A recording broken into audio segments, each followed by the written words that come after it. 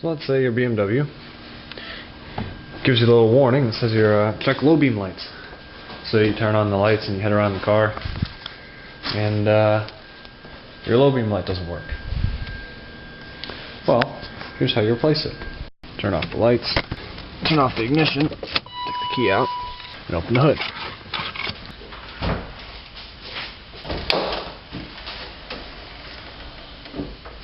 Now, Advanced Auto Parts has these for about $100 each, and you're supposed to replace them in pairs.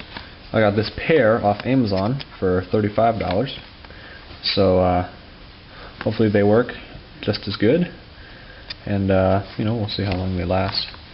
So that's what I got here. Chances are the dealership's going to charge you a lot for this, so hopefully the video will show you that it's actually not that difficult to do, and you can do it yourself. These are the tools you'll need.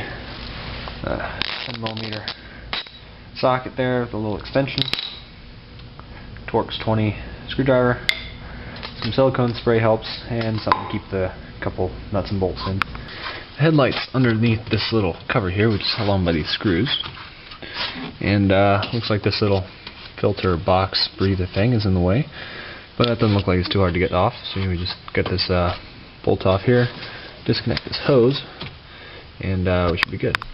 Alright, so this screw on top here is just a 10mm headed bolt. So just take that right out.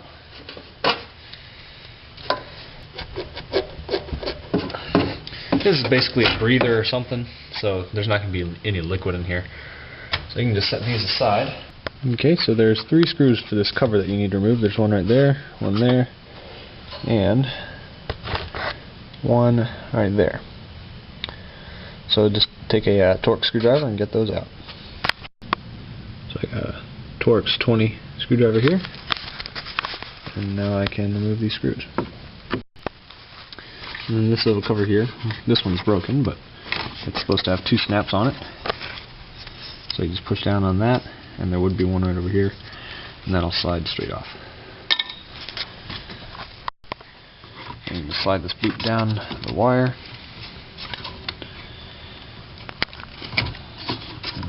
move this cover over out of the way. I'm going to unplug this plug right here for this running light or high beam or whatever it is, I don't even know, just to get it out of the way. That way we can move this big plastic cover down, and then unplug this from the bulb just by twisting it, pushing down and twisting it counterclockwise. Now this black plastic ring is what holds it on, same as that plug. You push it down and turn it, and then it comes right out. Take note that that little wire piece is pointing in downward direction, so the new one probably goes in the same way. So just compare the old and the new next to each other. The plugs look the same, the connections all look the same. Obviously the new one is a little bit shorter there, but I don't think that'll cause a problem. So as long as they look the same, you can just toss a new one right back in. Be careful not to touch the bulb at all, just hold it by the base. Okay, so the new bulb goes in just like the old one. Make sure that you keep that filament pointing down, because the bulb will only go in one way. Then you just push down on that black ring and turn it. Do the same with this plug. Push down, turn it clockwise. Then you can install this cover with those 3 Torx screws. Then you can just slide this thing back over here, slide this little clip on. And don't forget to reinstall this thingamajigger, technical term there. Just slide the hose onto the fitting there, and tighten down the screw that goes right there. And then it's a similar process for the other side, except that you're not removing that little charcoal breather canister, whatever it is. You're removing the air box. Clip here, you can just pull those off with your thumbs. Here, here, here, and there. It's easy to do.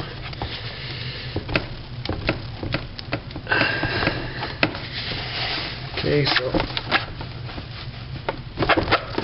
take the lid, just twist it off.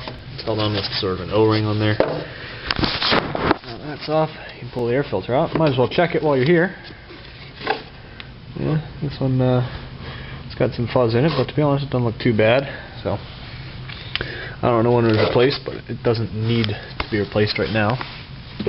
So let's see, we got that screw there, that one there. That one looks like it's just a plastic thing going into a hole, so probably don't need to mess with that. And then this little breather tube. So I don't see anything else around here. Holds it on, so I guess get a 10mm and remove those two bolts there.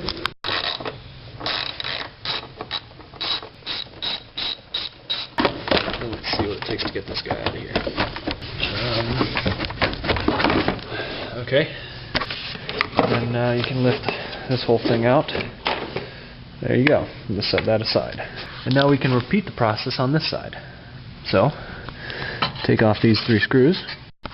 Well, that little clip there is being kind of annoying, so you know, we probably don't even need to take that off. So hopefully you're watching this video in its entirety before you do this on your own car.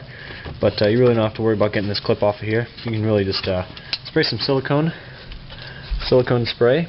This works great for rubber and plastic pieces to get them all slippery, especially if exhaust hangers, those little rubber exhaust hangers. This works great for getting them to slide off the pins. So just spray a little bit there, and this will slide like butter. Alright, so you just twist and turn to the left. Set that aside. Just push and turn to the left, and the bulb will come out.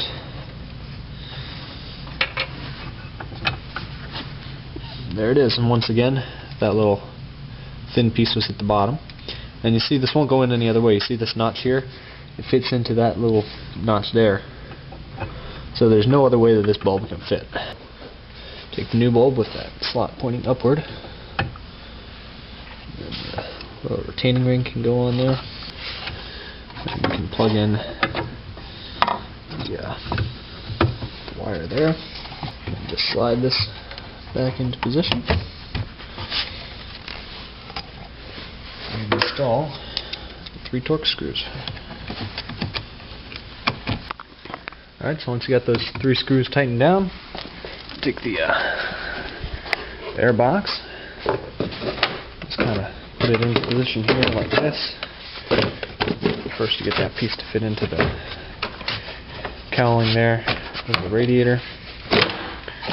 Get it to drop into place. Thread these 2 bolts in. Tighten them down. You can toss your filter back in, new one if it needs it. And then the airbox lid can go back on.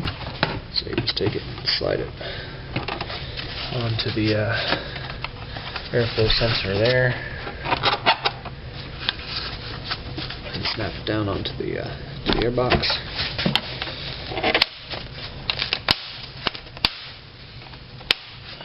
Snap it to the mass airflow sensor.